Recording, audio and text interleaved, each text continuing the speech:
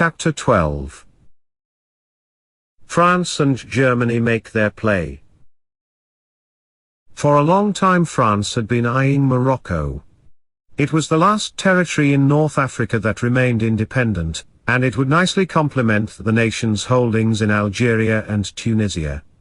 France was moving to assert a presence in Morocco when, in 1905, Germany unexpectedly intervened. The Kaiser, albeit reluctantly, was sent by his government on a trip, by ship, through a force 8 gale, to champion Moroccan independence. On Germany's part this was a pretext aimed at disrupting the newly formed Entente of Britain with France. But the German maneuver failed, Britain sided with France. An international conference convened and sympathized with France, too. The conference awarded France the leading role in Moroccan affairs by a treaty signed at Algeciras in 1906.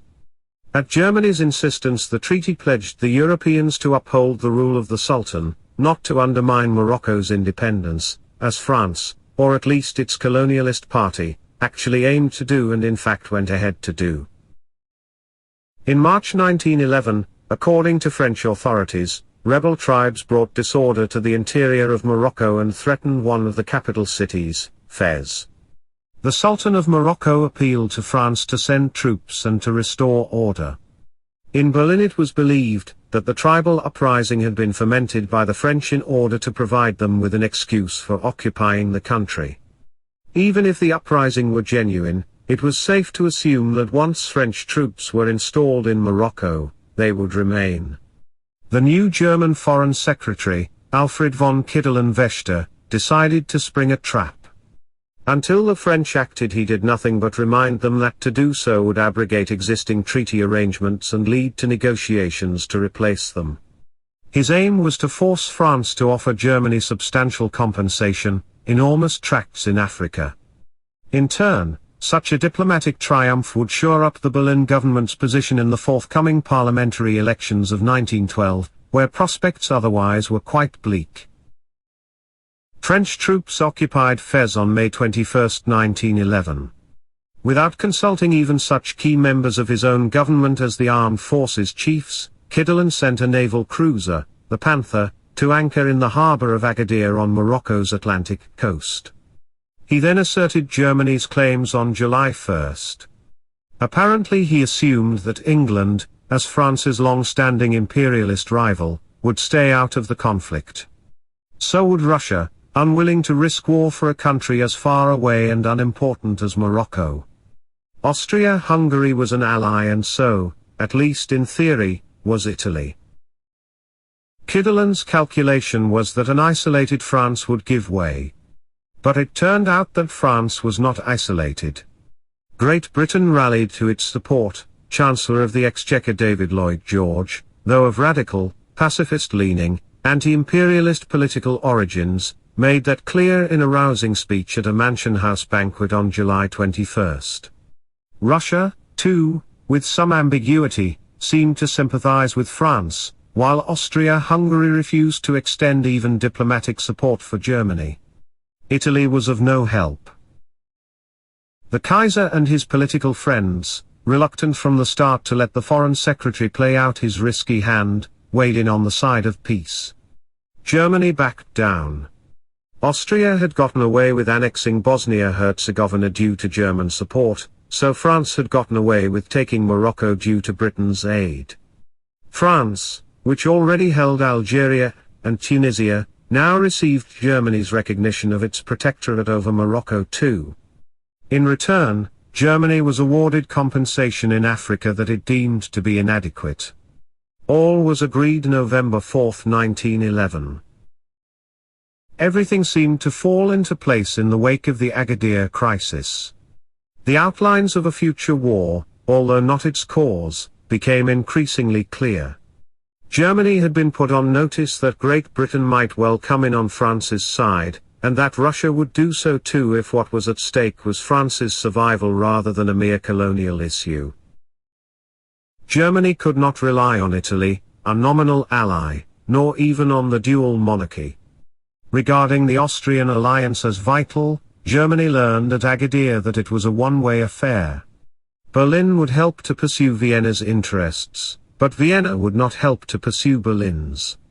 Chancellor Theobald von Bethmann-Hollweg had known it even before the crisis. He had told the Kaiser, "If it comes to a war, we must hope that Austria is attacked so that she needs our help and not that we are attacked so that it would depend on Austria's decision whether she will remain faithful to the alliance." In other words, a conflict would have to be Austria's in the first instance, or else Vienna would sit out the war. The Agadir crisis alerted Germany to another danger: financial vulnerability. It decided to collect all the cash that was owing to it. Beginning in midsummer 1911, Germany's central bank, the Reichsbank, systematically called in foreign debts, a program that if continued would have been completed within 5 years, and would have turned Germany into a total debtor. By 1916, Berlin would have repatriated all of its own money. But it also would be holding hoards of cash that it had borrowed from other European powers, and that now would finance a war against them. German deeds and words in the summer of 1911, the dispatch of the Panther to Morocco and the language used in communicating with the great powers, alarmed Europe and brought about a sharp reaction. There is irony in this because they were the work neither of the Kaiser nor of the Chancellor, but of a somewhat out-of-control Foreign Secretary, who died at the end of the year after downing 6 cognacs. David Lloyd George, Chancellor of the Exchequer in Britain's Liberal government, was one of those former anti-imperialists whose mind was changed by and about the Germans. Hence the Mansion House speech in which he pledged to spend whatever it took to maintain England's supremacy. His young political protégé Winston Churchill, Home Secretary and a leading friend of Germany's as late as the spring of 1911, reversed his position too and foresaw the coming World War. Churchill later recalled that on the afternoon of July 24, 1911, as he walked with Lloyd George by the fountains of Buckingham Palace, a messenger caught up with them to bring the Chancellor in all urgency to see the Foreign Secretary, Sir Edward Grey. In his room at the House of Commons, Grey told them, "I have just received a communication from the German ambassador so stiff that the fleet might be attacked at any moment." And indeed, the Royal Navy was put on alert immediately. Grey, Lloyd George, Churchill, and other interested ministers met irregularly during the summer as the crisis in Morocco played itself out. Under the pressure of events, government leaders became aware that Britain was unprepared for war. Secret staff talks with Belgium and France in 1905–06, renewed from time to time along with some exchanges of information, and discussions within the armed services and within government committees, had arrived at contrasting and inconclusive results. A whole-day top-level conference of the Committee of Imperial Defense convened August 23, on the initiative of Director of Military Operations Major General Henry Wilson. It seems that this was the only time before 1914 that the two armed services, Army and Navy, outlined their respective and competing strategies for waging war. At the conference a decision was made between the two: Britain would not merely fight the war at sea, it would also send an army, an expeditionary force, to fight a land war on the continent of Europe alongside France and against Germany. Participants were shocked to discover two great failings on the part of the Royal Navy. The fleet was not prepared to transport the expeditionary force from Britain to the continent, and it refused to create the equivalent of the Army's General Staff. To ride roughshod over the entrenched admirals, it would be necessary to find a new civilian head of the Admiralty, someone dynamic. In October, Prime Minister Asquith appointed controversial, energetic young Winston Churchill a month before his 37th birthday. Churchill, in a memorandum that he prepared and circulated, already had discerned the main outlines of the coming World War and threw himself into a frenzy of activity as he prepared to win it.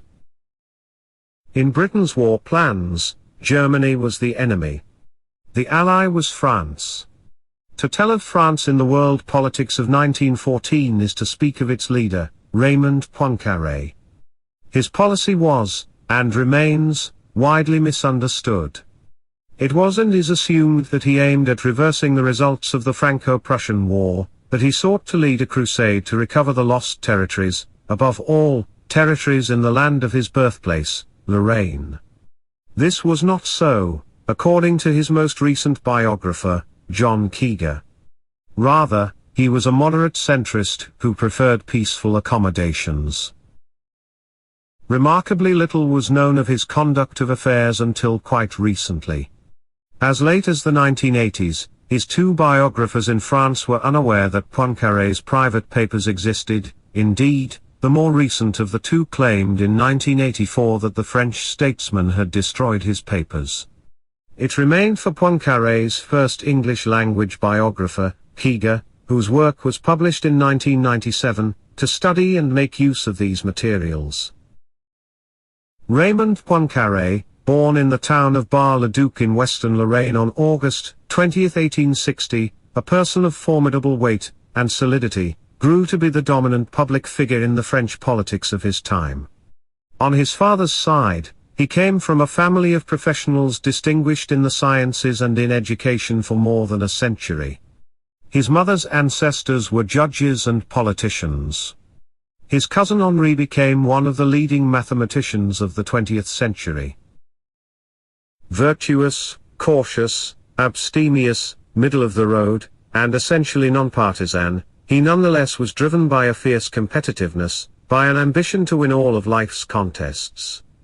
At the age of 20 he became the youngest barrister in France. At 26 he was elected the youngest member of parliament. At 52, on January 17, 1913, he was the youngest person ever elected to be president, a 7-year position. He also was the first to be elected directly from the office of prime minister to that of president. As president, he was a dominating figure. By the summer of 1914, he had taken almost full control of French foreign policy. With regard to Germany, he stood in a typically middle position among the center-left forces, between his pro-German colleague Joseph Kuyot and the lone wolf German-hating Georges Clemenceau. But an observer at the time might have discerned a tilt in favor of Berlin.